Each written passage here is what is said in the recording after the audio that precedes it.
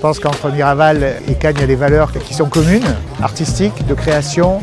Notre ville, qui est aujourd'hui un des symboles de la créativité, est une ville qui fait rayonner la France et la Côte d'Azur. Miraval, c'est le vin, et le vin c'est la culture et la nature, c'est qu'ils se réunissent pour le meilleur, et c'est le rayonnement, la touche aussi de Brad Pitt, la touche artistique. Comme toute marque, elle a une histoire, comme Cannes a une histoire. Notre ville, donc, est aujourd'hui un des symboles de la créativité et est une ville qui fait rayonner la France et la Côte d'Azur.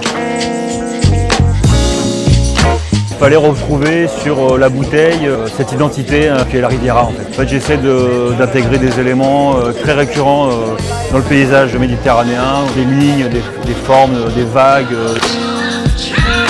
J'avais à cœur de mettre en avant la finesse et la fraîcheur du rosé Miraval.